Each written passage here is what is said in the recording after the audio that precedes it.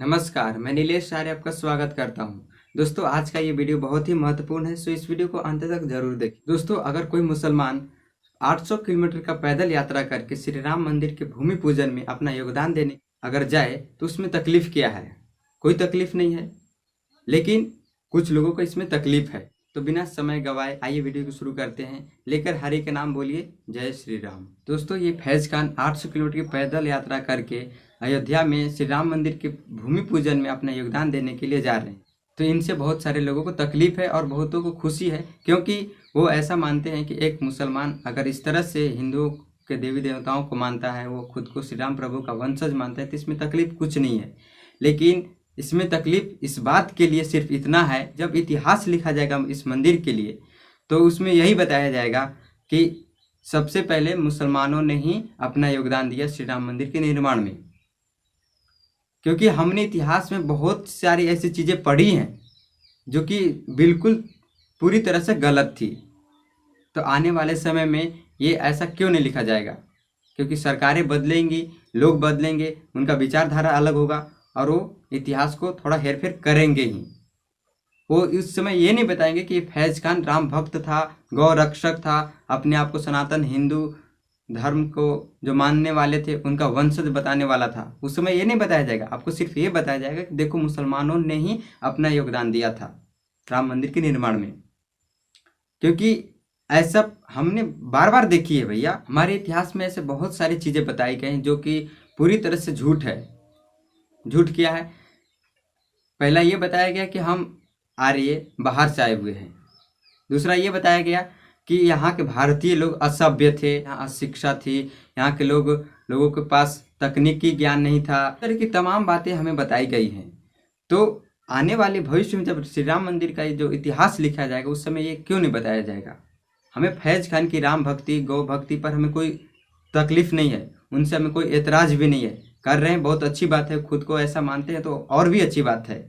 लेकिन आप एक मुसलमान हैं, लेकिन आपके जैसा सोचने वाले मुसलमान नहीं हैं। और दूसरी बात, खुद को आप राम भक्त बताते हैं, दूसरी तरफ आप सच्चा मुसलमान भी खुद को कहते हैं। आपके हिसाब से यानी कि जो आप जैसा नहीं सोचता है जो मुसलमान, वो पक्का मुसलमान नहीं हुआ। यानी कि जो भारत और पाकिस्तान में जो मुसलमान है वो सच्चे मुसलमान नहीं है। लेकिन जो कुरान को पढ़ते हैं, जो कुरान को बहुत अच्छी तरह से जानकारी रखते हैं, वो लोग तो ये बताते हैं कि जो अल्लाह के सिवाय किसी और पर ईमान लाता है वो काफिर है, वो इस दुनिया में रहने लायक नहीं है। जो अल्लाह पर ईमान लाता है वही इस दुनिया में रहने लायक है। और जब कोई शख्स अल्लाह मालिक का इनकार करे उसे काफिर कहा जाएगा, रसूलों का इनकार करे उसे काफिर कहा जाएगा। मुसलमान है ही नहीं और वो काफिर है, और काफिर का कत्ल कर देना इस्लाम के अंदर जायज है। आपने फरमाया अगर काफिरों से ताल्लुक जरूरी भी है ना तो बस इतना ही है जैसे लैट्रीन के अंदर जाना मजबूरी है। इनके हिसाब से तो आप बिल्कुल मुसलमान नहीं हैं।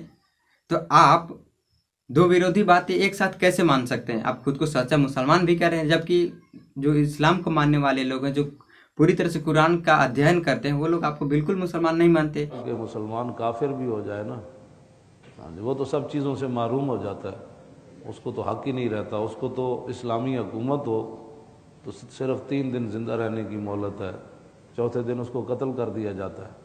यूट्यूब चैनल पर आपका जो भी सपोर्ट करते हैं वो सिर्फ और सिर्फ हिंदू सपोर्ट करते हैं आपको। आपने कभी देखा है कि कोई मुसलमान आकर के ये सपोर्ट करता है कि नहीं, मैं मुस्लिम हूँ, मैं आपको सपोर्ट करता हूँ, आपकी विचारधारा को मैं पूरी तरह से मानता हूँ? कोई एक गिने चुने लोग होंगे जो आपको सपोर्ट करते होंगे, बाकी सब आपको गालियाँ ही लिखते होंगे, गालियाँ ही देते होंगे, क्योंकि आप उनके विरोध बोल रहे हो, क्योंकि आप अल्लाह के विरुद्ध में बोल रहे हो।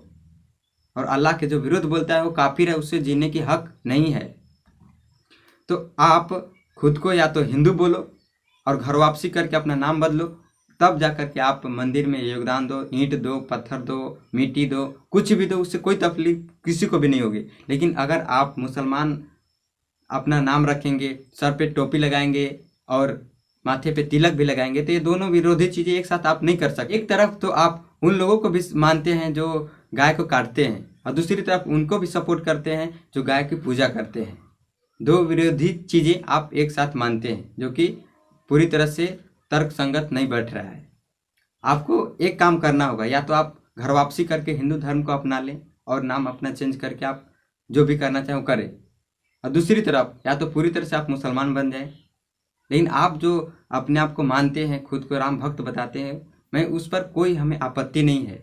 आप थोड़ी सी भूल ये कर रहे हैं कि आप भविष्य में जो इतिहास लिखा जाएगा उस पर आपने विचार नहीं करा है, क्योंकि आप जैसे सोचने वाले मुसलमान बिल्कुल नहीं है।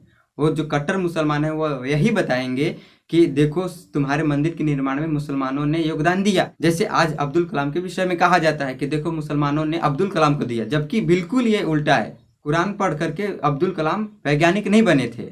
अब्दुल कलाम ने जो वैज्ञानिक बनने के लिए जो आवश्यक विद्याएं थी उसे ग्रहण करी है, न कि कुरान का अध्ययन करके वो वैज्ञानिक बने थे। लेकिन आज के मुसलमान उन्हें मुसलमान नहीं मानते, लेकिन जब आती है बात इस पर कि मुसलमानों ने क्या दिया, तब वो यही बताते हैं कि देखो मुसलमानों ने अब्दुल कलाम दिया। तो आने वाले भविष्य में ये बात क्यों नहीं कहेंगे, वो जरूर कहेंगे कि तुम्हारे मंदिर के निर्माण में देखो मुसलमानों ने ये योगदान दिया था। उस समय हम क्या करेंगे? उस समय तो झगड़ा होगा ना। सो आप इस पर विचार करिए और आप घर वापसी करके आपको जो भी करना है, मंदिर में जा करके योगदान जो देना है आप देते रहिए। आपका स्वागत है।